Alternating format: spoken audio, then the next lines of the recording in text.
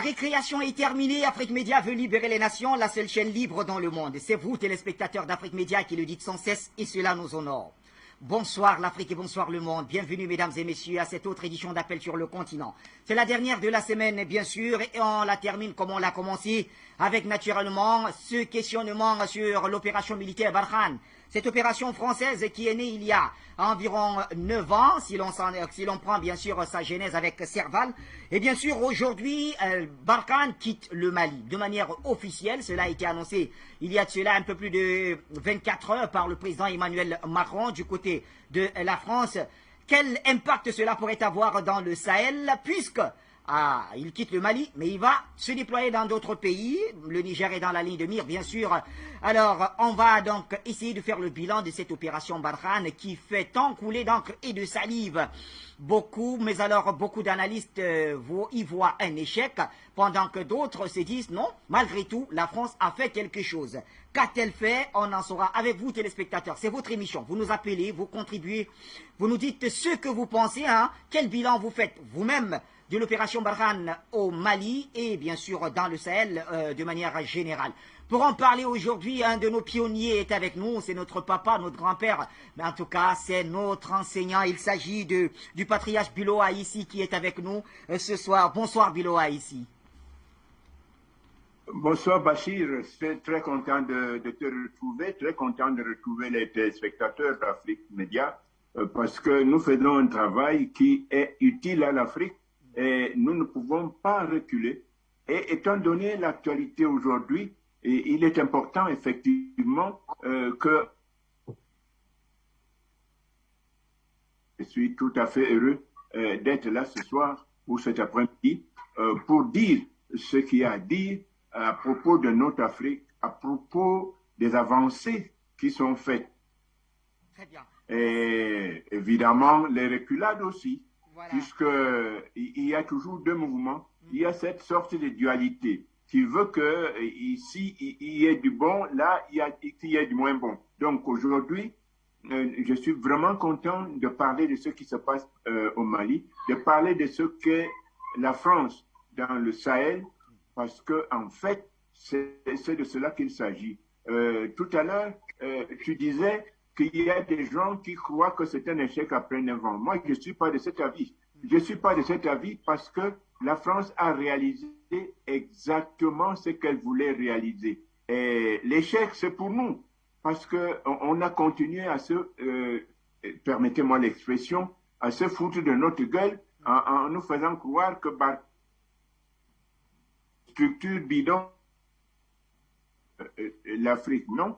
Ces gens ne sont pas là pour l'Afrique et c'est cela le problème.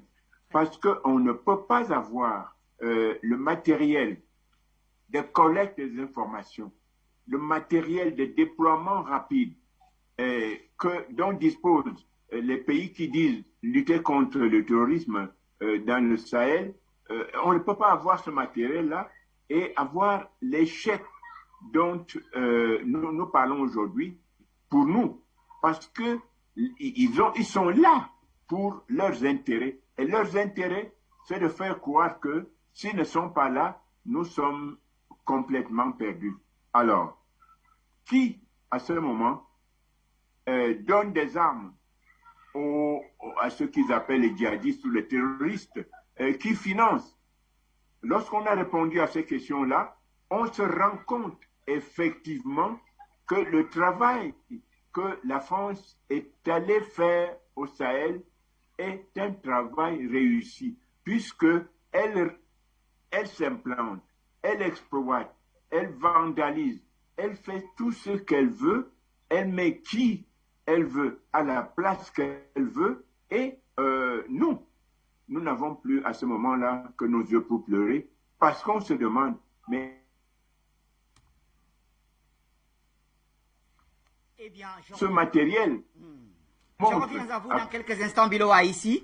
Permettez, je vous vois déjà lancé dans le débat, ça veut dire que ça vous tient à cœur. Vous parliez bien sûr de ce bilan où on peut voir du bon et du moins bon. Vous l'avez dit, il faut cette dualité. Et les Chinois parlent de yin et de yang. J'aime bien cette expression. Accueillons pour cela notre cher Egonti Béanzin. C'est Béanzin qui est bel et bien avec nous cet après-midi à vos côtés. Bonsoir Béanzin. Oui, salutations Bachir, salutations aux téléspectateurs d'Afrique Média, surtout à la communauté, au peuple africain et au peuple du monde. Désolé pour le retard. Et surtout, quand on sait que vous retrouvez quand même un de nos patriarches, un de nos pionniers dans la lutte pour ce panafricanisme, Biloa ici qui est avec nous. Et Gunti Béhanzin, on parle d'une France qui aujourd'hui s'interroge avec nous Africains sur son bilan. Son bilan de l'opération Barkhane, sa présence dans le Sahel, Biloa ici disait tout à l'heure, et ça peut se lire des deux côtés, mais il y voit surtout une sorte de bilan positif pour la France puisqu'elle aurait atteint ses objectifs. Le négatif viendrait plutôt de nous. Alors comment vous analysez cette présence militaire française dans le Sahel? Écoutez, cher Bachir, vous savez très bien, vous connaissez ma position déjà. Pour moi, c'était une occupation militaire des terres maliennes et aussi des terres africaines.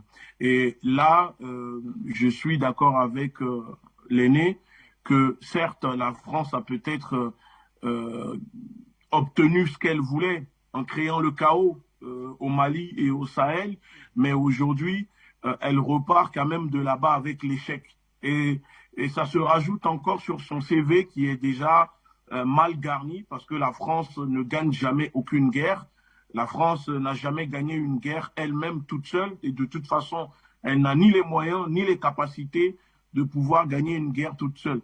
Mais aujourd'hui, il faut aussi se dire c'est aussi une victoire pour le peuple africain, pour les populations africaines, mais surtout pour les panafricanistes, pour la communauté panafricaine, parce que ça fait un moment maintenant que nous posons des actions, que nous sommes en train, nous dénoncions, nous agissons pour faire quitter la France du Mali, surtout quand on voit que le gouvernement malien vient de faire un communiqué vidéo en demandant le retrait des forces d'occupation Barkhane de Takuba sans délai. Ça veut dire que le Mali ne veut pas attendre 6 mois pour que ces armées d'occupation quittent leur terre, mais exige que la France quitte le Mali sans délai, puisqu'elle prend des décisions unilatérales. Alors, il n'y a pas besoin d'attendre encore 6 mois pour quitter le Mali. Mais au-delà de ça, j'aimerais vraiment dédier ce départ, c'est-à-dire la France s'est fait chasser du Mali, cette victoire, il faut quand même la dédier à nos frères et sœurs qui ont perdu la vie, qui dénoncent, qui se font tuer par les groupes armés déversés par la France et aussi pour les activistes, pour Afrique Média, pour les personnes qui contribuent, parce qu'il faut quand même aussi le savourer, tout en restant vigilant, parce que vous savez, la France ne quitte pas complètement le Mali. Malheureusement, l'impérialisme français quitte le Mali, mais se repositionne dans les autres pays. En gros, l'impérialisme continue d'occuper les terres africaines, et donc on doit aussi continuer la lutte, intensifier la lutte, et appeler les populations du Niger, du Burkina Faso, du Togo, du Bénin à se tenir prêts, à commencer à réagir pour dire non, parce qu'il ne faut plus laisser un seul répit à cette armée d'occupation. Il ne faut plus laisser à l'impérialisme de dérouler son agenda. Nous ne devons plus laisser ces usuriers internationaux venir nous imposer ce qu'ils veulent sur nos terres. Très bien. Ne plus les laisser imposer ce qu'ils veulent sur nos terres. Patriarche Biloa ici. Alors, vous parliez d'un échec, mais comment vous parliez plutôt d'une victoire. Comment ça s'explique? Puisque l'objectif initial quand même, si l'on s'en tient à ce qui est dit, c'est-à-dire Barkhane était au Mali en 2013 à la demande des autorités maliennes de l'époque, dans le but d'éradiquer complètement la menace terroriste qui était là. Est-ce que c'est le cas? Mais je crois que les autorités maliennes avaient mal apprécié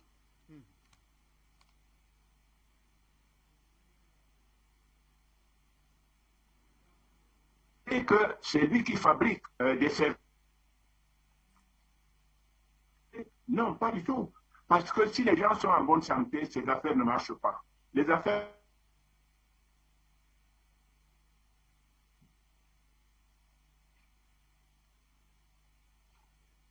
La France est comme. L'écoute est très difficile, avec la connexion est assez difficile avec notre cher patriarche Biloa ici. Peut-être va-t-on Rien essayer à de faire revoir là-bas. cela. La liaison n'est pas très bonne, pourtant ce qu'il dit est très intéressant. Et Gunti Béhanzin, je me sens Oui. obligé de vous retourner la parole peut-être pour nous apporter une réponse. Le temps de voir ce qui se passe avec la ligne de notre cher Bilo à ici. Et Gunti Béhanzin, alors l'objectif initial était d'éradiquer complètement la menace terroriste qui planait sur le Mali. Il y avait beaucoup de morts. Est-ce le cas? La France ne peut pas éradiquer le terrorisme parce que le terrorisme, c'est la France. Je répète encore une fois, cher Bachir, la France ne peut pas éradiquer le terrorisme parce que le terrorisme, c'est la France. La France est un État terroriste qui pratique une politique terroriste, une diplomatie terroriste. Et donc, nous disons que le marabout qui donne la mort ne peut pas ressusciter. Donc, la France ne peut pas venir dans les pays africains, occuper les terres militairement et dire qu'elle est là pour lutter contre le terrorisme. Ce terrorisme-là, c'est la France qui le crée, qui est responsable de ça. Quelqu'un qui déverse le terrorisme sur nos terres ne peut pas venir dire « je suis là pour les combattre ». Si la France veut éradiquer le terrorisme, mais qu'elle commence déjà par éradiquer le terrorisme en France, c'est en France qu'il y a des terroristes. Dites-moi le nom d'un seul terroriste qui a quitté le Sahel, qui a quitté le Mali pour venir se faire exploser ici en France. Zéro, aucun. Donc, pourquoi la France nous fait croire, pourquoi les Occidentaux font croire au peuple africain que la présence, l'occupation de leurs terres, c'est pour lutter contre le terrorisme. Ce n'est pas pour lutter contre le terrorisme, cher Bachir. Nous connaissons maintenant la vérité, la réalité. Nous savons que la France est là pour mettre la main sur les terres rares, pour empêcher le peuple africain d'avoir accès à leurs ressources naturelles, aux richesses de leur pays, appuyer les mauvais dictateurs qui sont à la place de ces pays entendants soutenus par la France. La France ne peut pas financer l'État islamique en Syrie. La France ne peut pas armer des groupes armés en Syrie pour combattre des présidents comme Bachar al-Assad. La France ne peut pas détruire la Libye, financer des armes aux terroristes au Mali et venir dire qu'elle est là pour lutter contre le terrorisme. Je suis désolé.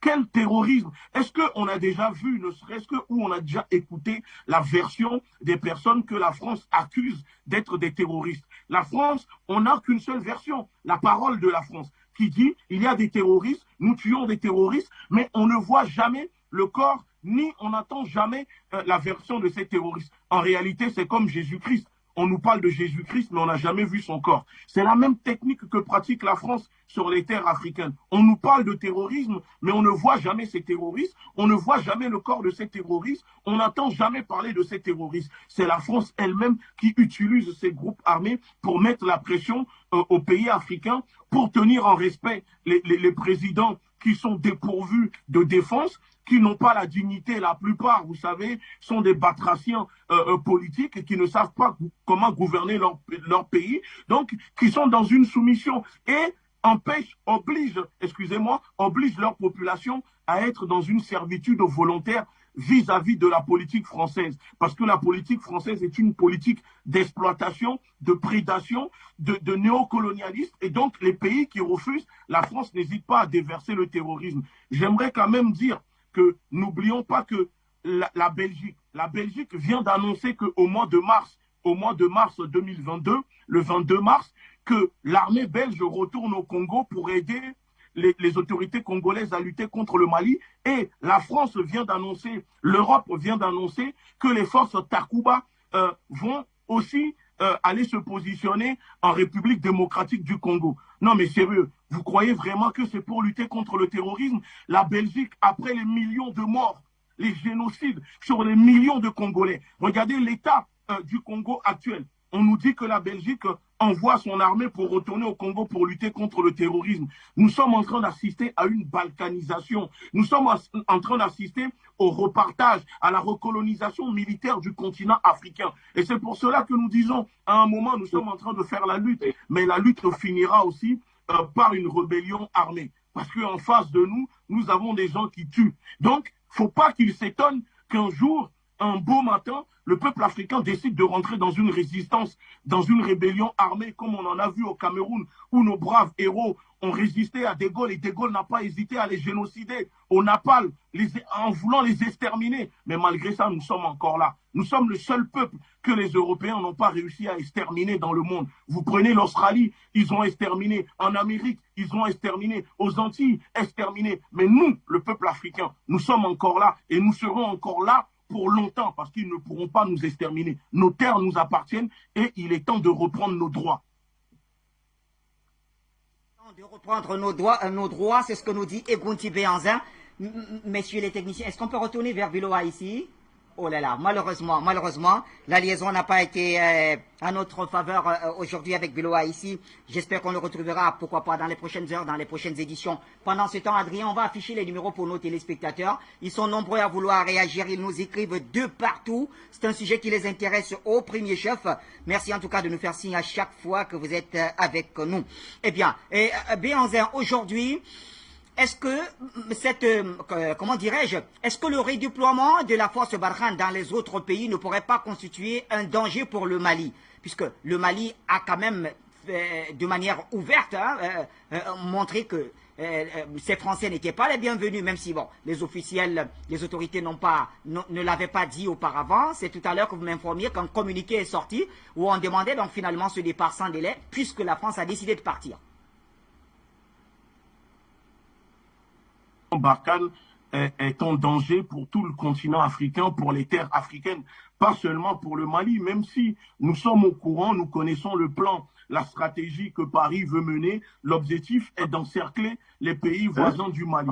Parce que vous savez, quand vous voulez étouffer un pays, quand vous mettez des sanctions contre un pays qui résiste, qui ne veut pas se soumettre, la meilleure stratégie, la meilleure solution est d'encercler le pays ou de mener des coups d'État pour placer des pions qui sont disposés à exécuter vos politiques dans l'objectif d'étouffer le pays en question. On le voit par exemple pour le Venezuela, pour Cuba, surtout pour le Venezuela, où les Occidentaux, les USA n'ont pas hésité à faire des coups d'État aux pays voisins tout autour, alliés du Venezuela, pour placer leurs propres pions. Donc c'est la même stratégie que la France est en train de faire en ce moment sur le continent, encercler le Mali pour contrôler depuis les pays voisins la politique vis-à-vis du Mali et empêcher en quelque sorte la contamination de cette révolution, de ce cataclysme que vient de déclencher les autorités maliennes pour que ça puisse toucher les autres pays. Elles se repositionnent déjà et mutent en quelque sorte parce que vous savez, la France, c'est un espèce de virus mutant qui mute tout le temps comme le Covid-19 où il y a Omicron, Delta, etc. Elle est sans cesse en train de muter pour essayer de s'adapter à ses proies. Donc en face, il faut aussi que le peuple africain s'adapte. Il faut aussi que les résistants, les personnes qui luttent contre la politique impérialiste de la France s'adaptent à chaque fois que la France essayera de muter sa stratégie parce que vous savez, elle contrôle cette politique pas seulement avec les Français, mais aussi avec des endocolons. Et surtout dans la diaspora, j'insiste là-dessus, parce que depuis la diaspora, la politique de Paris utilise des élites corrompus, sortis des écoles de Sciences Po, de l'ENA, etc., pour impulser une politique d'exploitation vis-à-vis du continent africain, dont on peut les retrouver au Conseil présidentiel pour l'Afrique, monté par Macron, où la plupart sont des franco-béninois, d'autres sont tchadiens, rwandais, etc. Le monsieur de la commission de l'Union africaine, j'oublie son nom, lui-même, Macron, a voulu le mettre président de la francophonie, sauf que son profil ne plaisait pas, par exemple, aux entourages de Macron. C'est pour ça qu'il n'a pas été placé et ils l'ont laissé à l'Union africaine. Aujourd'hui, il faut savoir que la France avance ses pions, la France fait du réseau. Ouais. Allez-y, Béanzin. Je disais que vous parliez de Moussa Faki Mahamat, le président de la Commission de l'Union africaine. Exactement, Moussa, oui, parce que ce monsieur, je répète, on l'avait proposé à Macron pour le nommer président de la francophonie. Vous savez, l'institution, l'aberration qui est la francophonie, sauf que l'entourage de Macron, dont Jean-Yves Le Drian et Franck Paris, allez-y, vous tapez Franck Paris, vous allez voir, on refusait parce que le profil ne plaisait pas à l'entourage, parce qu'ils ont voulu mettre une Rwandaise pour faire un peu, comment dire, le tapis, pour dérouler le tapis rouge à Kagame, mais Kagame n'a pas voulu accepter et il y avait le Canada qui a dit non, si vous prenez la Rwandaise, nous n'allons pas vous soutenir, il faut placer notre Canadienne. Et donc, pour trancher, ils ont laissé Moussa Faki à l'Union africaine et ils ont placé une autre personne. Donc, c'est pour vous dire aujourd'hui que la France utilise le continent africain, avance ses pions, fait du réseautage, où là, à l'heure où nous sommes en train de parler, si vous prenez l'Ouganda, par exemple, la France a placé le monsieur qui a créé le conseil présidentiel pour l'Afrique à Macron, il est devenu ambassadeur là-bas. L'objectif de ce monsieur, c'est de permettre à la France de pénétrer le réseau lusophone. Et si vous prenez l'Afrique du Sud, Aurélien, qui était dans le conseil présidentiel pour l'Afrique, est nommé ambassadeur là-bas. C'est lui qui est chargé de faire rentrer la France pour décrocher des parts de marché dans le réseau anglophone sur le continent africain, d'où l'échec, par exemple, au Nigeria, quand Macron faisait des appels de pied aux chefs d'entreprise là-bas, etc. Donc, nous avons les bonnes informations. Nous essayons maintenant de combattre, de neutraliser depuis l'intérieur, ici, dans la diaspora. Ce n'est pas facile, mais nous sommes en train de le faire et c'est pour cela que nous appelons les nôtres à mener une politique, impulser une politique pro-africaine depuis la capitale, depuis Paris, où les décisions se prennent pour étouffer, pour exploiter et mener une politique d'extermination dans les camps de concentration qui sont nos pays. Béanzin, avant de revenir vers vous, Bengali, il nous appelle du Mali justement. Bonsoir Bengali. Bonsoir monsieur. Bonsoir le panel, bonsoir tous les Africains. Je viens pour donner ma petite contribution. Dites aux Africains, les sous-préfets surtout qui sont en train de positionner ces Français-là, de se regarder en face et de prendre un mélange pour savoir qui ils sont, pour quand même savoir d'où ils viennent. Donc vraiment, et merci beaucoup le panel et du courage et une continuité. Et Jean-Didier Alchi, qu'est-ce qui lui vient? Merci bien. Très cher Bengali, depuis le Mali. Eh bien, nous quittons le Mali pour l'Écosse avec Peter. Il nous appelle donc. Bonsoir Peter.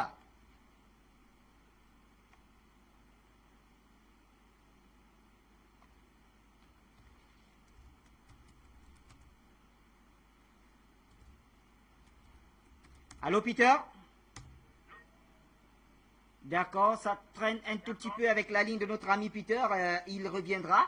Le temps pour nous d'aller rapidement vers Jean. Il nous appelle des États-Unis. Bonsoir Jean. Bonsoir Bachir. Bonsoir aux techniciens. Bonsoir Adrien, technicien. Bonsoir aux autres. Bonsoir à vos invités. Bilo ici qui n'a pas pu développer ses idées ce soir. Bonne arrivée, bon retour Bilo ici. Bonsoir Gucci et Bachir. C'est vrai, dans cette émission, nous avons plusieurs points de vue pourvu que nous arrivions à bon port. Vous voyez, quand on marche avec la Russie, et sur le plan international, le plan de l'Ukraine, la Russie tient bon. Alors, là où la Russie a de coopération sérieuse, elle prend soin. C'est une vérité. Ça, il faut comprendre. Ce n'est pas qu'on quitte un colon pour un autre. Ce n'est pas ça. Nous devons être clairs dans cette lutte parce qu'on a été trop manipulés, malmenés depuis plus des années. Et surtout, quand nous allons parler des indépendances, plus de 70 ans déjà, mais que nos chefs d'État, que nos autorités, que ceux qui dirigent nos pays voient qu'est-ce qui est de bon, qu'est-ce qui est sorti de bon pendant plus de 70 ans de coopération avec l'Occident, l'Amérique et la France, surtout la France. Et qu'est-ce qui est sorti de bon? Et vous dites que vous défendez... regardez Macky Sall qui est parti à l'Élysée. Macky Sall défend quelle population de l'Afrique? Bachir. On se pose la question, mais on dit, mais ces gens-là, qu'est-ce qu'ils les mangent? Qu'est-ce qu'ils les manipulent? La réponse est spirituelle. La réponse, je dis encore, elle est très bien spirituelle. Parce que vous voyez, l'Afrique a été l'Afrique a été très malmenée depuis l'esclavage. On nous a torturés, on a masturbé nos cerveaux, on nous a humiliés. Et récemment encore, regardez, nos enfants, nos frères et sœurs sont tués dans l'océan. Tout cela pour humilier la race noire. Et pourtant, nous sommes forts en esprit. C'est très spirituel. C'est que on veut nous décimer. C'est en ce moment que nous nous multiplions. On veut nous humilier. C'est en ce moment que nous faisons tout pour retrouver nos valeurs. Que les gens ne se trompent pas. La France, c'est un pays de Lucifer. Les francs-maçons, je dis bien, je répète encore, la loge maçonnique française, la branche française, est la plus puissante au monde. Si vous ne savez pas, allez chercher sur Internet. La plus puissante, la loge maçonnique française. Ce n'est pas d'aujourd'hui, depuis un de temps. Vous voyez les Yves Le Drian, voilà ceux qui sont sortis de c'est-à-dire qui sont encore aujourd'hui les aspects visibles de cette loge maçonnique. Donc, ne nous amusons pas. Nos présidents qui sont là, regardez-les. Et si nous allons parler de Ouattara, nous allons venir à ceux qui tombent là. Vous voyez, c'est parce que on les a recrutés dans cette loge, et pour eux, ils doivent regarder l'Occident. Regardez Macky Sall. Aujourd'hui, la spiritualité, c'est-à-dire l'esprit remonte dans toutes les races noires. Partout où nous sommes sur la terre, on se révolte contre cette injustice que la France exerce avec ses alliés sur l'Afrique. Regardez le cas de Covid. Comment est-ce qu'on fait encore les pressions? On appelle aujourd'hui. Donc, c'est des choses que nous devons maîtriser. Quand on en parle, prenons-en soin. Des pays qui t'hésitaient encore, qui hésitent encore à cette coopération sérieuse avec la Russie, détrompez-vous. La Russie n'est pas un pays qu'il faut manipuler. La Russie n'est pas un pays qui fait du mal. La Russie, c'est un pays qui voit qu'il y a trop d'injustice. Elle aussi en a suivi. Elle veut redorer le blason. Si nous comprenons que notre lutte marche est en accord avec celle de la Russie, approchons-nous de la Russie pour mieux nous asseoir.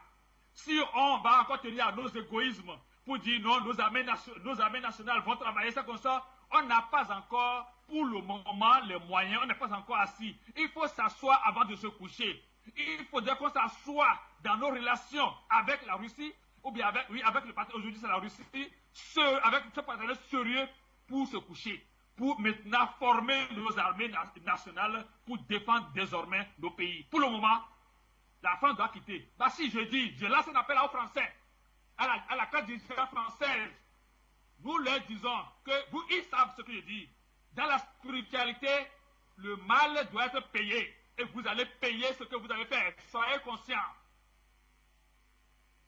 Ça a été un peu long, mais c'est bon. Le message, il est passé. Merci infiniment pour la contribution. Alors, ils sont nombreux, mais alors très, très nombreux. Au standard, on va y aller, on va les prendre tous. On va les prendre tous. J'en fais serment ce soir. C'est la dernière édition de la semaine. C'est important de prendre tout le monde. Et bien sûr, Françoise Eyébé. Elle nous appelle de France. Bonsoir, Françoise Eyébé. Vous êtes au téléphone. Ah, de Suisse, me dit-on. Vous êtes au téléphone, allez-y. Bonsoir. J'appelle depuis le Suisse. Je voulais dire une question. Bonsoir d'abord à tous les techniciens, à tous les panels. Le grand frère tonton Bilo à Haïti. S'il vous plaît, puisqu'on a déjà tout dit sur la France et l'Occident, moi j'écris toujours Occident avec O-X-Y, Oxide, on s'oxyde. Est-ce qu'on ne peut pas faire à chaque émission, par exemple, appel sur le continent ou le débat, on fait la litanie au début et à la fin, la litanie de tous les dégâts et la litanie de tous les effets probables qui vont advenir. Pour que tout le monde... Je ne sais pas qu'est-ce qu'on doit faire de ces gens. On les connaît, on connaît déjà, c'est des buveurs de sang. On connaît. C'est des gens affamés, assoiffés. C'est des gens qui ont froid, qui manquent de tout. Ils ne peuvent jamais dire, ils ont grandi. Je ne sais pas. C'est la psychanalyse de groupe.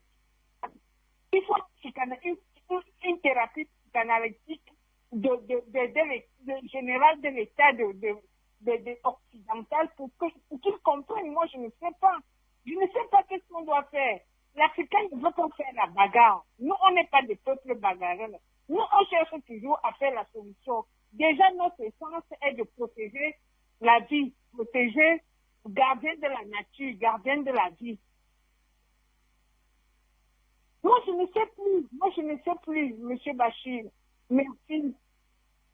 Merci infiniment, très chère Françoise Eyébé depuis la Suisse. En tout cas, vos préoccupations sont prises en compte.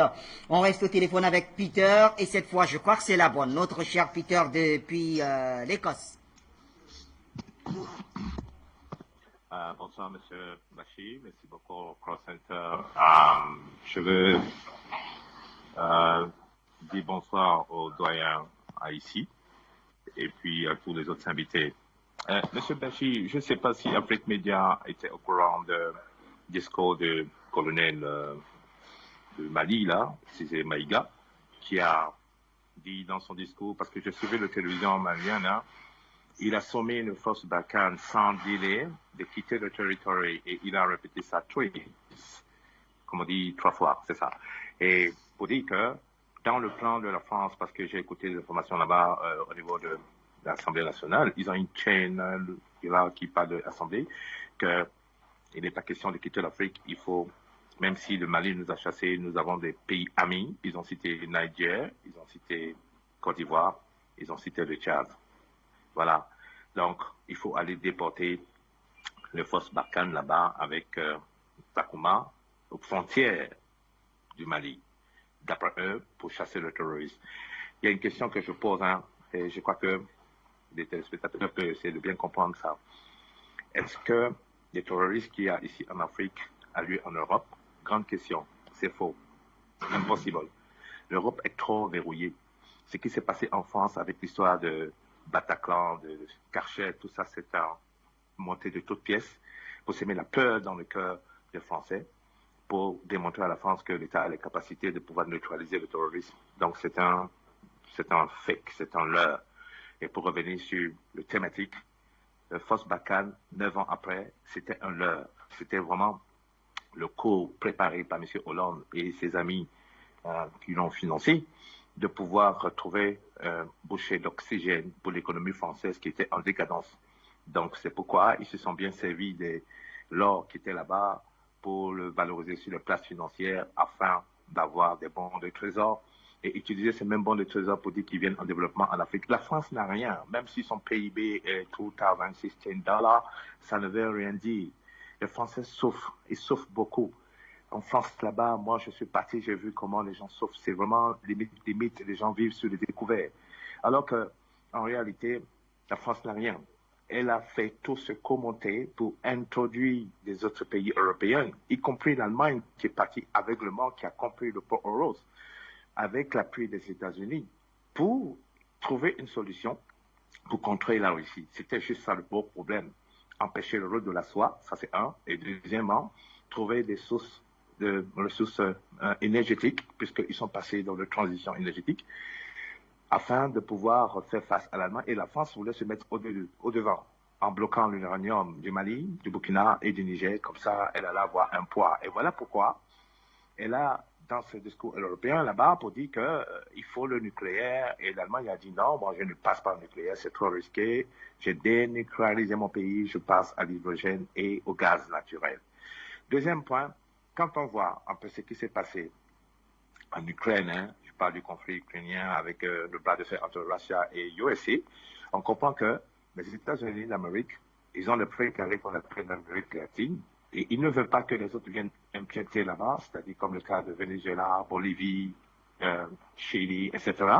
Mais ils aiment s'immiscer là où les autres sont. Donc moi, je m'adresse aux Africains, et particulièrement au vaillant président Assimi Goïta et au futur, je peux dire comme ça, président de Burkina Faso. Ne pas avoir peur de fait que vous soyez enclavé, je parle du Burkina. Si vous êtes vraiment patente, il y a des pays frères qui peuvent vous ouvrir les portes pour avoir une ouverture sur le mer, comme le Bénin, qui, pour moi, même s'il ne sait pas tout à l'heure un peu fébrile ou frileux, mais il va finir par comprendre le combat des panafricanistes. Ça, c'est le 1. Et pour terminer, M. Bachir, ce qui a été dit, lorsque le colonel a pris la décision, c'est parce qu'il y a eu des informations qui ont été transmises à l'État malien que Barkhane voulait transporter dans les blindés les terroristes pour les déposer à la frontière. Donc, du coup, l'état-major malien a dit que sous la supervision de l'armée malienne de Rama, pour voir comment vous allez déblayer le pays avec vos matériels. Donc, il n'y aura pas de transport de terroristes. Ces terroristes-là, on va les neutraliser et vous allez voir que ça va faire boum au Niger parce que la population nigérienne attend que ça pour se soulever et je crois que ce serait la chute et de Déby fils et de M. Bassoum. Je m'arrête ici. Merci beaucoup. Bye. Je voudrais vous rassurer, oui, on a reçu l'élément, le communiqué du gouvernement malien suite à la décision de la France du retrait des forces Barkhane et Takuba. On diffusera tout à l'heure, dès que la région nous fera signe que tout est prêt. Pendant ce temps, Roger nous appelle depuis Yaoundé. Bonsoir Roger. Oui, bonsoir à vous, bonsoir à tout le plateau, bonsoir à nos éditeurs, ceux qui nous écoutent, aux techniciens, merci. C'est toujours dit, attaque par derrière aux forces françaises et innombrables politiques qui n'ont ni queue ni tête et qui ne nous aident en rien. Voilà, une fois de plus, merci. Alors, 3 points. Le premier, c'est la dramatisation du propos de M. Ouattara. Enfin, je dramatise pas Ouattara. Ensuite, mon deuxième point portera sur la politique de distanciation, décentralisation, longtemps effectuée par le territoire, la mer, celle qui se prend pour la mer de l'Afrique, j'ai nommé la France. Et enfin, un petit regard sur la dernière réunion sommet, enfin le dernier sommet de l'Union européenne-Afrique. Voilà, premier point. Je disais, je dramatisais. Pas Ouattara, je dramatise. Parce que comprenez avec moi que si sans complexe on peut se permettre de faire venir des forces militaires, des armées souveraines sur son territoire, pourquoi un individu qui trouverait cela aurait un problème avec ce que un autre individu sur son territoire fasse venir non pas une autre armée souveraine, mais une firme de sécurité. Et il a bien dit, sans complexe, permettez-moi de rire, je dramatise, pas à Ouattara. Alors, deuxième point, le processus de cartèlement, une technique longtemps employée par la France. Direz-vous que lorsque vous êtes au Mali et que de Bamako jusqu'à Gao, vous avez 1540 km, enfin 1740,7 km précisément, qu'est-ce qui se passe en fait? On déporte une base militaire à lieu de la capitale, de sorte que le pouvoir ne soit plus central, mais soit orienté vers le nord. Ce n'est pas qu'un exemple de territoire, bien sûr, sur le point de vue militaire, même sur le point de vue économique. Figurez-vous qu'aujourd'hui, notre monnaie, enfin depuis il y a bien longtemps, notre monnaie est battue ailleurs. Pourquoi cette distance? C'est un processus d'écartèlement et ce processus est effectué sur la plupart des pays qui tendent à être déstabilisés ou qui ne marchent pas comme la grande dame, la parisienne. Vous comprenez? Voilà, et pour corroborer mon propos, il faut voir que si Takuba se reproduit à quelques mètres de Gao, c'est bien pour que l'écartèlement ne se retourne pas contre elle, parce qu'il doit se situer à bonne portée de sa cible. Maintenant, concernant la rencontre Union européenne-Afrique, qui était un mélange de grossièreté de mon point de vue, on essaie d'associer les cultures sonores en se basant sur un mélange d'instruments. Là, ils ne savent décidément rien de la culture. Ça, c'est une certitude. Mais ce que j'ai approuvé néanmoins, enfin, ce que j'ai trouvé bizarre, c'est la nouvelle politique que je qualifierais d'ascendante de M. Macron. Enfin, descendante. La politique ascendante étant bien sûr basée sur le fait qu'on ne considère pas la classe pauvre, on ne la considère pas, on s'en va vers les présidents, c'est-à-dire la classe la plus riche.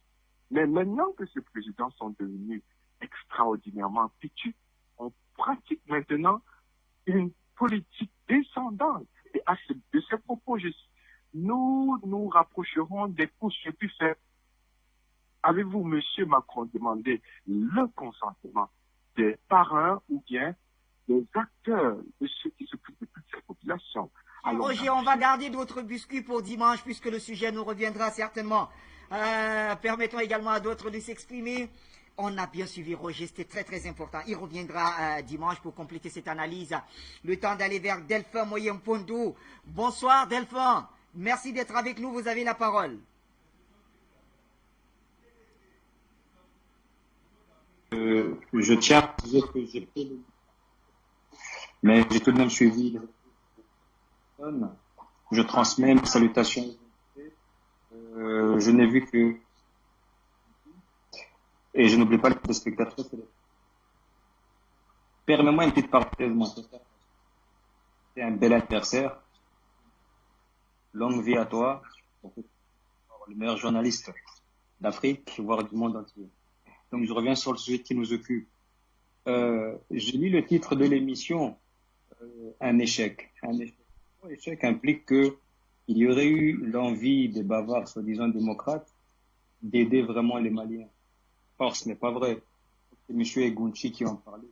Moi, il a raison en ce sens où il a trouvé un prétexte.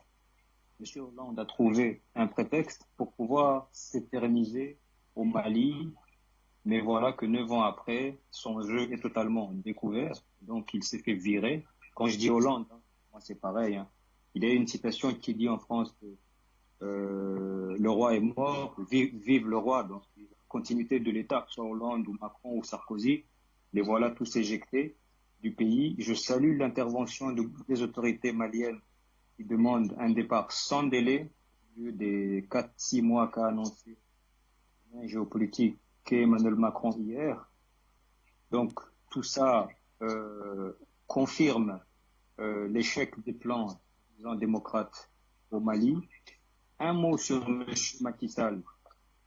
Macky Sall, si vous me passez le terme, aujourd'hui, a le cul entre deux chaises. Le fait qu'il ait commencé à collaborer avec des États comme l'Iran, la Russie, notamment dans le domaine gazier, le rend peu fréquentable aux yeux des gens soi-disant démocrates. Mais hier, il fallait sauver les apparences. Donc, il a été accueilli aux côtés de M. Macron et de M. Michel. Mais il garde aussi, de ce fait, des liens avec les gens soi-disant démocrates. En fait, pendant sa présidence de l'Union africaine, il aura soit prouvé sa vassalité vis-à-vis des gens soi-disant démocrates, une vassalité qui ne fait aucun doute pour beaucoup d'entre nous. Par contre, s'il choisit de suivre ses cousins ici, Bamako, eh bien, il s'expose à une politique de déstabilisation de la part des gens démocrates. Donc, sa situation actuelle est confortable. Pour ma part, j'attends et j'observe. Mais bon, au-delà, nous, ce qui nous importe, c'est que, d'un point de vue militaire, en tout cas, l'Élysée est vraiment affaibli du côté du Mali. Et donc, j'appelle les autorités maliennes, bien qu'elles sachent déjà ce que je vais dire, à renforcer leur aspect sécuritaire, leur armée, leur service secret. Je me permets de dire ça parce qu'en ce moment, les autorités européennes ont commencé à lever les sanctions qu'elles avaient imposées au Burundi depuis 2015. Nous avons su inverser la tendance. Ce sont ces gens, soi-disant démocrates, qui reviennent nous manger dans la main, si je puis dire ainsi, parce que militairement, d'un point de vue policier et des services secrets, tenu tête, de même diplomatiquement. Nous sommes même devenus un pays qui, d'un point de vue alimentaire, est autosuffisant. Nous n'importons pas de nourriture. Nous visons même à en exporter. Donc, j'aimerais voir ce genre de scénario être reproduit du côté du Mali. Un Mali devenu fort militairement, d'un point de vue policier. Comme ça, il n'y aura pas de fois de terroristes ou d'armées étrangères qui va se chercher à son territoire. Et puis après, vous verrez très bien que, comme l'ont développé les frères avant moi, en s'étant un pays appauvri, qui n'a pas de ressources. Elle reviendra de gré ou de force, mais cette fois-ci, il y aura moins et cherchera à nous fatiguer moins les histoires de démocratie. Autrement, elle mourra de faim. Donc, je vais laisser la parole à d'autres. Afrique Média, Le Monde c'est nous. Bonne fin, ou plutôt bon début de week-end à toutes et à tous. Merci Delphin. Bon début de week-end à vous également. On va prendre un dernier appelant pour cette série. Ensuite, on prendra notre cher communiqué du gouvernement malien avant de redonner la parole à Egonti Béanzin. Eh bien, le dernier appelant pour la série, c'est Marc et il nous appelle de France. Bonsoir Marc. Bonsoir mon très cher frère Bachir. Je salue aussi le frère Béanzin et tous ceux qui accordent leur contribution pour la cause. Alors, moi, j'ai juste trois choses à vous dire. Pour être vrai, parce qu'on est à la fin de l'émission. Ce que je veux dire, tout simplement, à ce que tous les peuples, c'est-à-dire de chaque pays concerné, qui vont recevoir les supplétifs français qui reviennent du Mali, que chaque peuple se mette debout, qu'ils fassent comme ils l'ont fait quand le convoi partait du Burkina. C'est-à-dire les Burkinabés doivent se lever, les Ivoiriens doivent se lever pour s'opposer à cette arrivée-là. Pareil au Tchad et partout. Comme ça, vous verrez que la France sera coincée et les choses vont s'arrêter. Mais si les gens, on est là seulement à parler, rien ne va arriver. C'est-à-dire quand il y a un problème, que nous puissions chercher des solutions. Et la solution actuelle, on ne va pas parler trop. C'est-à-dire, dans cette situation, chaque peuple, et surtout qu'en Côte d'Ivoire, il y a Gbagbo qui est déjà là. Il doit mettre en marche le convoi de la liberté, qui doit empêcher que cette force-là s'installe en Côte d'Ivoire, pareil au Burkina, pareil au Bénin, pareil au Niger, et aussi au Tchad où les gens oublient souvent. Le Tchad a toujours été le cheval de Troie de la France. Il ne faut pas oublier. Vous perdez de vue, mais comment fait-il que, depuis que le président, le feu était là, il n'a pas pu faire partie de la France. Les Maliens viennent d'arriver, ils ont chassé la France. Donc, essayez de comprendre les choses. Les gens en même temps veulent être avec la France et en même temps servir le panafricanisme, ça ne passera pas. Donc, que les gens suivent ce qui est en train de se passer au Mali, je salue le docteur, le colonel Maïka, mais que tous les peuples se mettent debout pour empêcher que la France ne pose ses valises dans ce pays-là. Merci encore, bonne émission, mais surtout à très vite. Eh bien, avant de redonner la parole à notre invité du soir, Egonti Béanzin, allons écouter donc ce communiqué lu à la télévision nationale malienne, le RTM. On va y aller et on revient juste après. Vendredi 18 février. Madame, Monsieur, bonjour et bienvenue dans ce 13h. Je vous le disais à l'instant, nous recevons sur ce plateau le ministre de l'administration territoriale et de la décentralisation, le colonel Abdoulaye Maïga, porte-parole du gouvernement. Monsieur le ministre, bonjour. Bonjour. Avec vous, un communiqué du gouvernement après l'annonce par le président français du retrait des troupes françaises au Mali. Monsieur le ministre, quelle est donc la réaction du gouvernement? Merci infiniment. Face à cette situation malencontreuse, le gouvernement a pris un certain nombre de décisions dont la teneur suit dans le communiqué numéro 019 du gouvernement de la transition que j'ai l'honneur de vous délivrer ici. Le gouvernement de la République du Mali prend acte de la décision unilatérale du 17 février 2022 des autorités françaises de procéder au retrait des forces militaires de Barkhane et de Takuba en violation des accords liant la France et le Mali et impliquant d'autres partenaires. Cette décision fait suite aux annonces également unilatérales de la France le 3 juin 2021 de la suspension des opérations conjointes avec les forces maliennes et le 10 juin 2021 de la fin de l'opération Barkhane, sans préavis et sans consultation préalable des autorités maliennes.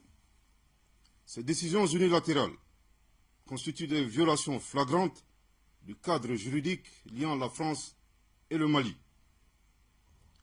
Le gouvernement rappelle que par rapport aux résultats attendus, les résultats obtenus et annoncés officiellement par les autorités françaises n'ont pas été satisfaisants. Ni en 2013, avec l'opération Serval, dont les objectifs étaient de détruire le terrorisme, restaurer l'autorité de l'État malien sur l'ensemble du territoire national, et faire appliquer les résolutions de l'ONU.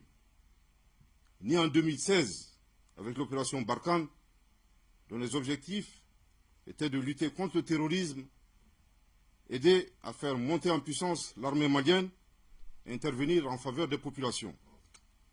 Malgré la présence de l'opération Barkhane et des forces internationales, de 2013 à 2021, le Mali a risqué la partition et la menace terroriste, initialement localisée au nord du Mali, s'est répandue sur l'ensemble du territoire national.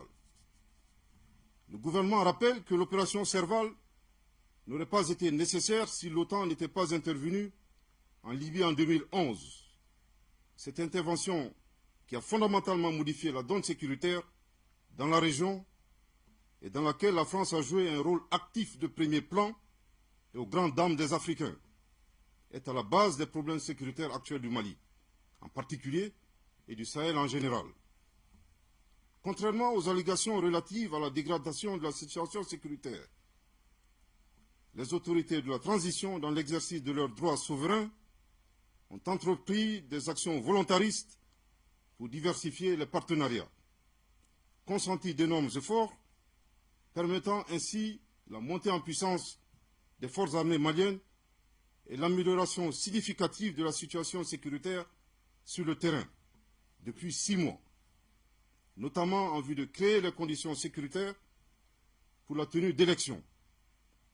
En outre, pour un retour rapide à l'ordre constitutionnel, le gouvernement du Mali a mis en place un mécanisme de concertation visant à adopter un chronogramme consensuel en rapport avec la CEDEAO, l'Union africaine, les Nations unies et certains pays de la région.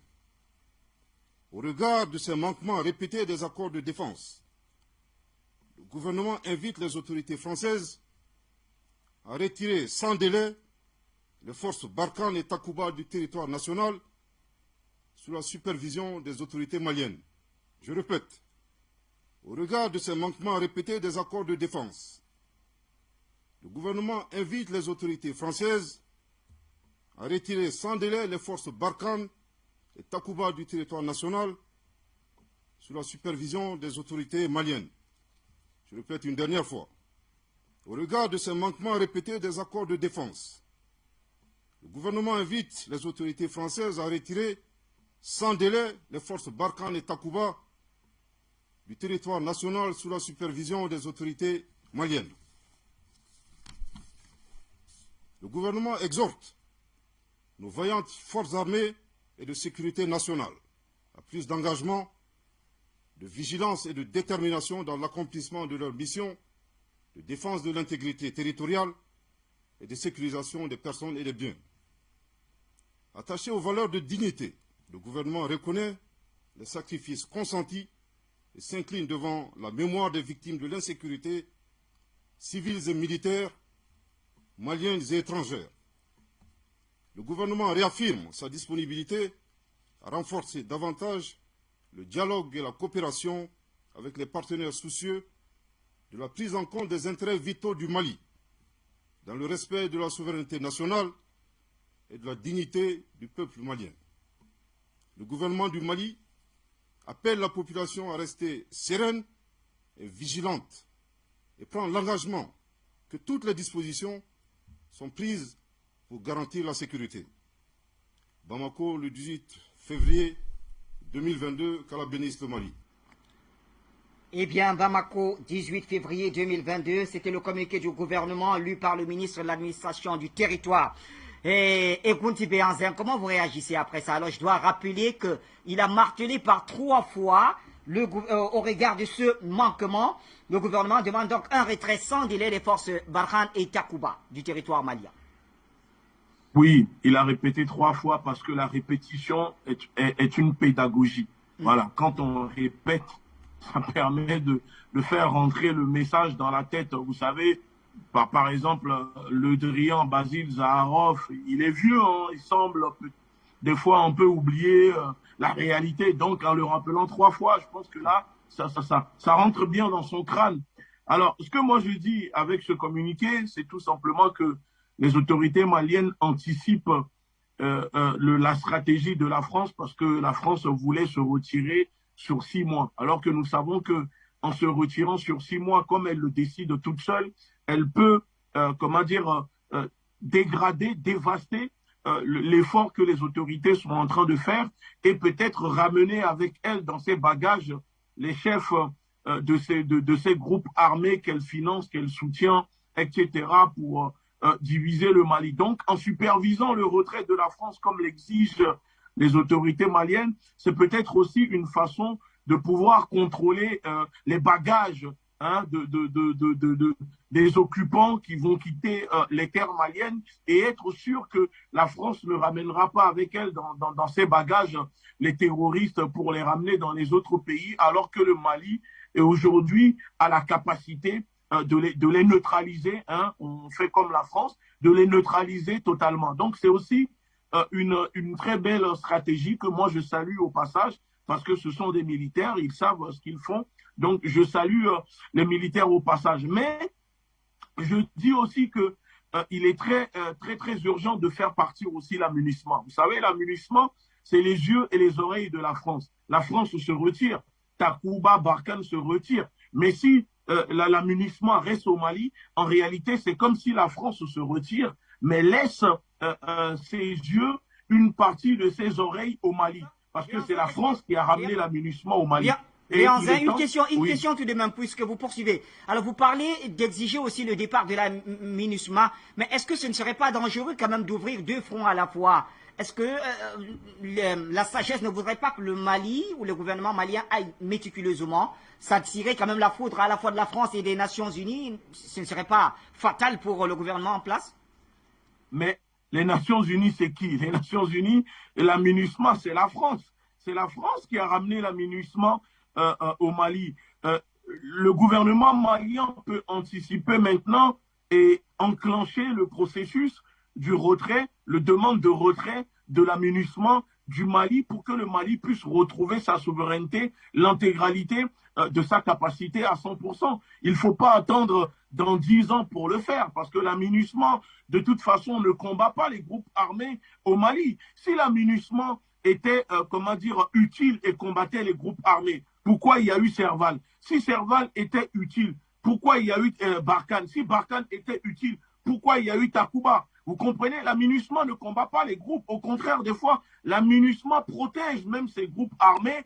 Ces groupes armés sont même des fois soignés dans les hôpitaux de l'amunissement et de l'armée d'occupation française au Mali quand ils sont blessés au combat. Nous l'avons vu. Comment la France n'hésitait pas à transporter les terroristes libyens pour venir les soigner à l'hôpital américain ici à Paris avec les tapis rouges, les voituriers, etc.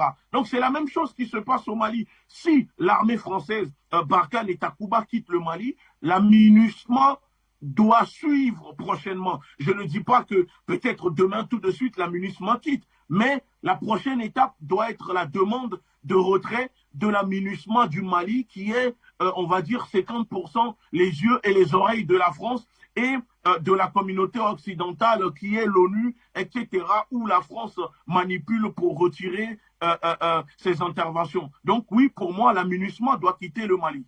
Et je disais que aussi qu'en plus de l'amunissement, nous disons aux autorités maliennes qu'il ne faut pas accepter les accords d'Alger. Parce qu'on ne parle pas beaucoup de ça, mais c'est aussi un autre danger. Il faut que les autorités maliennes n'acceptent pas, ne valident pas les accords d'Alger. Parce que tout ce qui est dedans, si les autorités acceptent, en réalité, c'est comme si on laissait encore la France au Mali. Parce que l'accord d'Alger,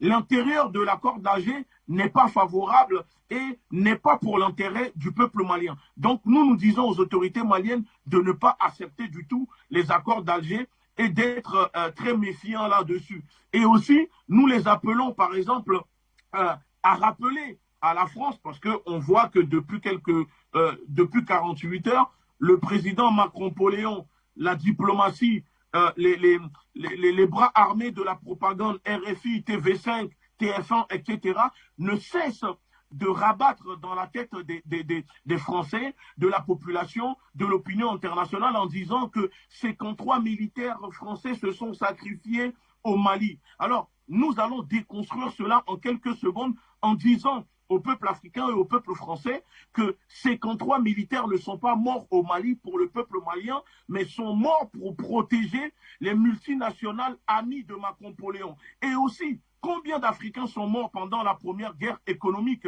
qui est la première guerre, et la deuxième guerre? Combien d'Africains? Des milliers et de milliers. Combien de soldats africains massacrés à Tiaroy par l'armée française? Combien d'Africains se sacrifient jusqu'à aujourd'hui pour défendre la France? Donc quand on nous parle de 53 soldats français morts pour protéger les Maliens, mais la France aussi a tué des milliers d'Africains, se sont sacrifiés, morts pour que la France soit libre. Et d'ailleurs, on ne parle pas de ces civils morts sous les bombes de la France. Combien de civils tués au Mali par l'armée française? Puisque l'accord de l'article 9 de l'accord SOFA permet à la France de tuer et de ne pas être poursuivi, de ne pas être responsable. Combien de civils maliens morts que la France n'a pas dédommagés au Mali jusqu'à ce jour? Au mois de 2020, combien? Plus d'une cinquantaine tués par l'armée française. Est-ce qu'on a vu la France les dédommager? Est-ce qu'on a vu la France le reconnaître? Même quand l'enquête de l'ONU dit que la France a tué, la France dit qu'elle n'a pas tué. Parce que la France a les mêmes pratiques que l'État islamique. Elle vient, elle occupe les terres, elle massacre les autochtones, elle décapite, elle lâche des bombes, mais elle dit toujours qu'elle n'est pas responsable, qu'elle ne tue personne, qu'elle est là pour sauver. Il faut aussi parler de ces familles qui sont endeuillées par les bombes de la France. Donc moi, j'en ai marre d'entendre tout le temps, oui, 53 civils, 53 militaires morts pour les Maliens. Ça, c'est des discours, c'est des paroles de politiciennes pour sauver la face, pour ne pas que le peuple français se retourne contre eux. Et je finis en disant que nous invitons l'Assemblée nationale, nous invitons le gouvernement français à dissoudre l'Assemblée nationale, puisque Macron annonce le redéploiement des forces Barkhane dans les autres pays sans même passer par l'Assemblée nationale, sans même consulter les parlementaires français qui siègent ici à l'Assemblée nationale pour savoir si oui ou non la France doit redéployer ses armées dans les autres pays. Donc ça prouve qu'en réalité, la démocratie n'existe pas en France et que nous vivons dans un État autoritaire.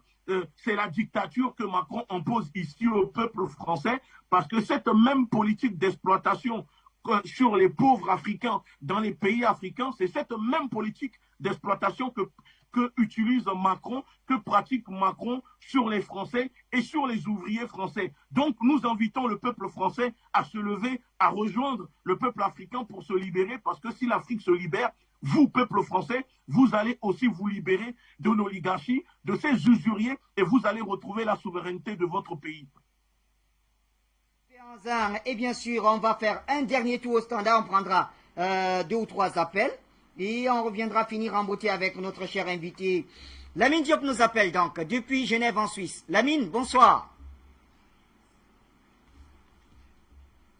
Technique, bonsoir ton invité. Moi, je voulais juste rebondir sur 2 points, sur la thématique, je reviendrai un peu plus en profondeur dans d'autres éditions. Béhanzin, quand il dit qu'ils n'ont pas consulté le Parlement français, ma foi, j'ai envie de te dire, M. Béhanzin, c'est normal. Hein, c'est normal, parce qu'il s'agit des Africains noirs, ils s'en fichent. J'en suis persuadé que si la France voulait décider de déployer des forces militaires en Suisse, au Luxembourg, en Belgique, là, ils allaient consulter l'Assemblée nationale française. Donc, il y a un moment donné, il faut un petit peu qu'on comprenne avec qui nous avons affaire.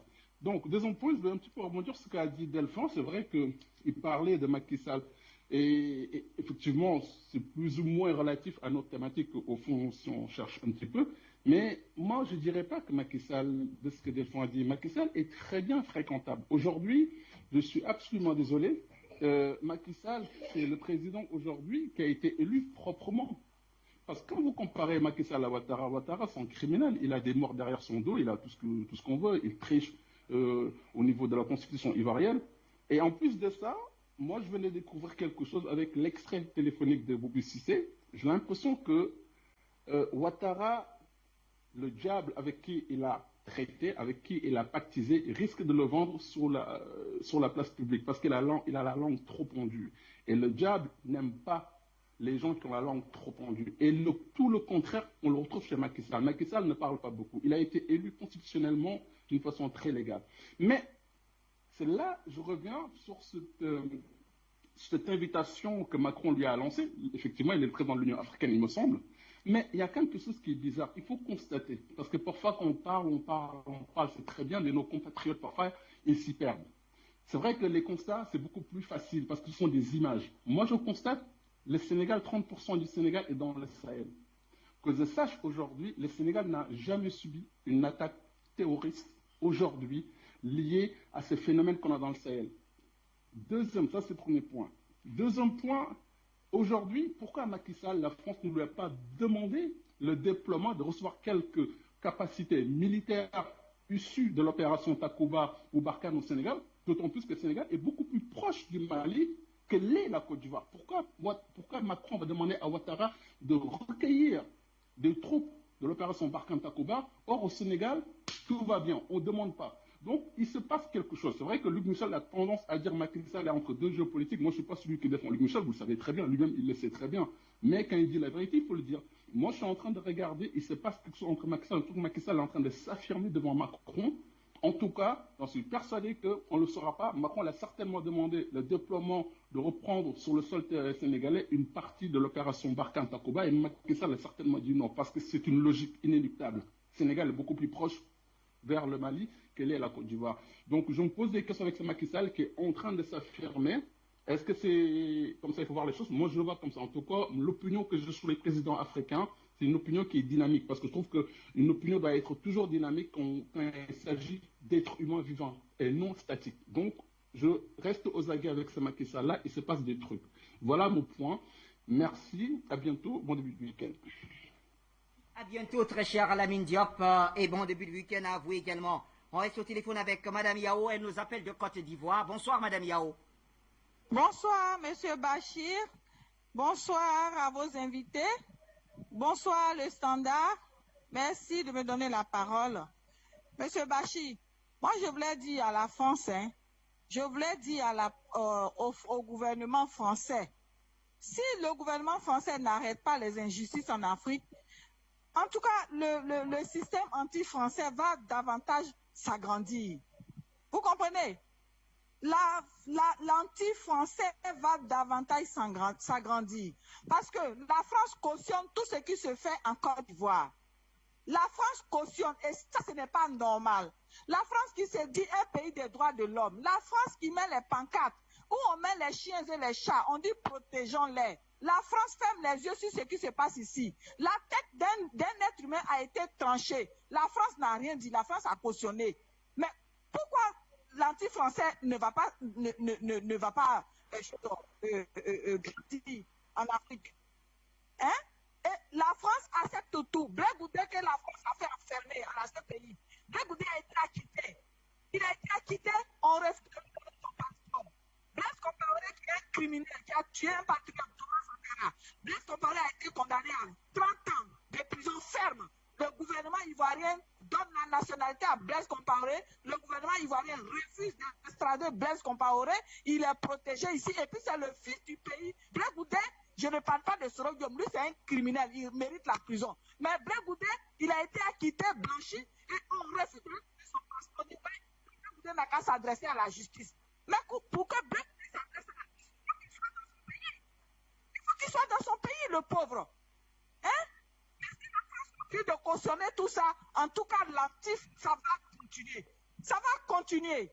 Nous sommes fatigués. Blaise Compaoré ne peut pas être ici et puis on va maintenir Blé Goudé à la CPI. Et puis il faut que le président Ouattara, s'il ne veut pas de la réconciliation, c'est son droit. Le président Laurent Gbagbo, qui l'a humilié, qui l'a maltraité, qui l'a il a failli faire tuer. Le président Laurent Gbagbo est rentré en Côte d'Ivoire en tant que grand homme, digne, un homme de paix. Il a pris sur lui d'aller voir Ouattara pour lui demander d'aller à la réconciliation. Ouattara refuse. Parce que vu les déclarations des porte-paroles de Ouattara, vu la déclaration des militants de Ouattara, on comprend que Ouattara ne veut pas de la réconciliation. Ok, qu'il fasse de nous ce qu'il veut, mais qu'il laisse le président Laurent Gbagbo tranquille. Parce que depuis là, ils font la provocation, le président Laurent Gbagbo ne dit rien. Il ne faut pas qu'il dise des choses qui ne sont pas vraies sur le président Laurent Gbagbo. Oui, j'ai parlé avec lui, ça fait 3 semaines. Pourtant, ce n'est pas vrai. Il ne veut pas de la réconciliation, ok, qu'il fasse de nous ce qu'ils veulent, mais qu'il nous laisse tranquilles. Voilà, merci. Le dernier appel pour ce soir nous vient de France. je crois, c'est Madame Massina. Bonsoir, Madame Massina. Bonsoir, Citoyen. Bonsoir à toute l'Afrique. Et merci pour tout ce que vous faites. Je voudrais dire encore, et je suis debout pour ce que vient de faire le Mali.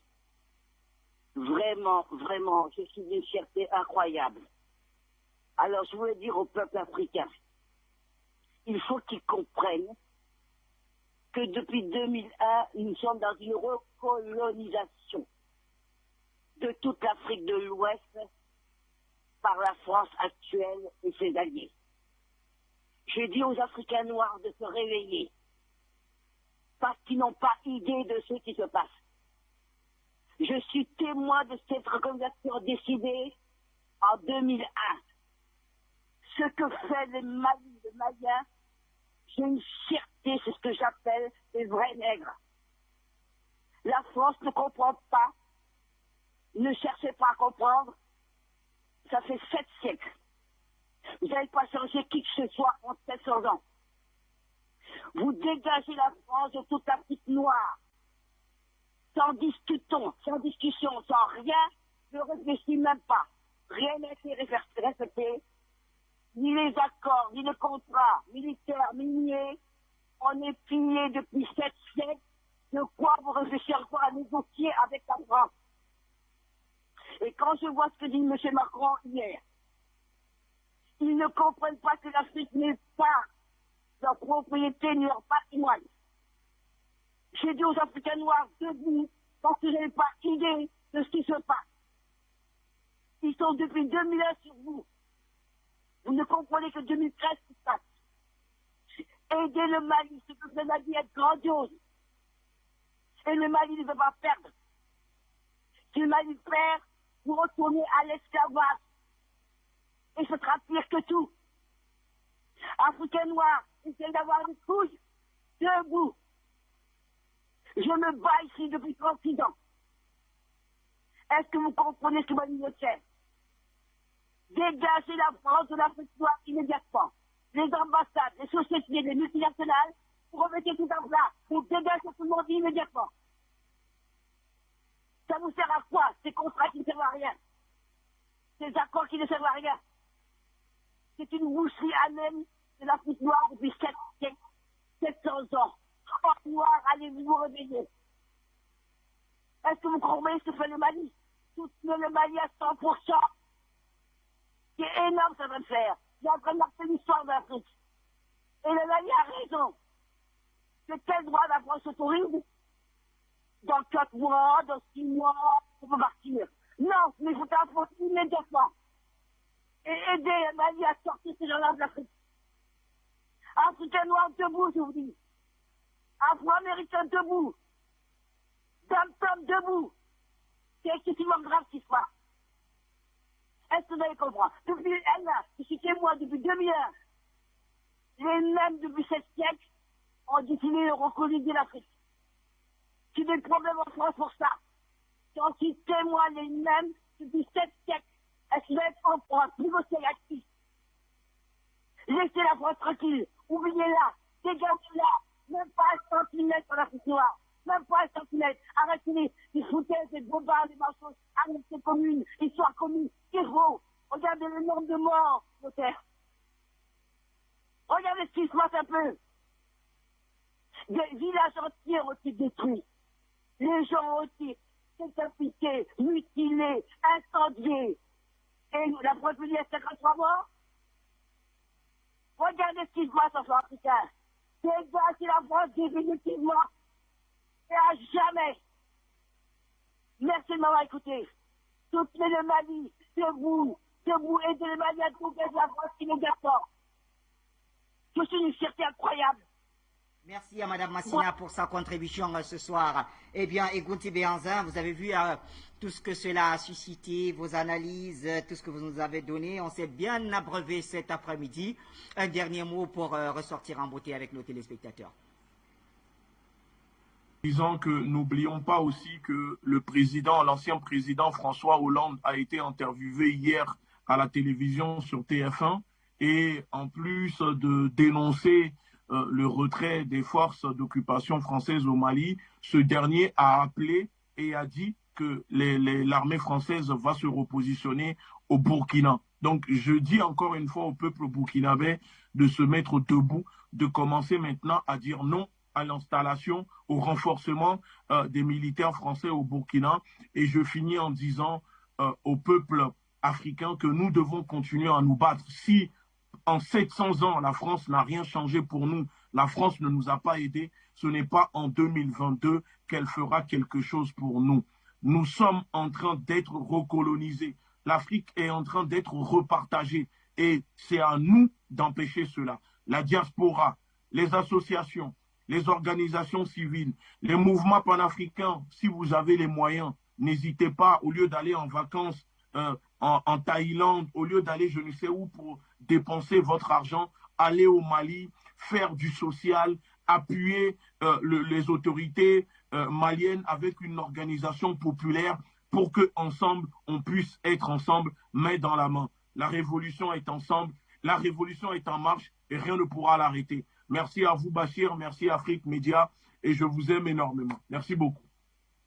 Également, beaucoup. Merci à tous ces téléspectateurs. Un grand merci au patriarche Biloa ici qui a bel et bien voulu partager cette édition avec nous. Malheureusement, cela n'a pas été possible du point de vue de la connexion. Merci à tous ces téléspectateurs qui nous ont toujours servi, écouté fidèlement et apporté leur contribution à chaque fois que l'Afrique a besoin d'eux. Et à tous ces techniciens, matin, midi et soir, ils sont là pour la cause panafricaine. On se retrouve très bientôt sur les antennes d'Afrique Média. Bonsoir.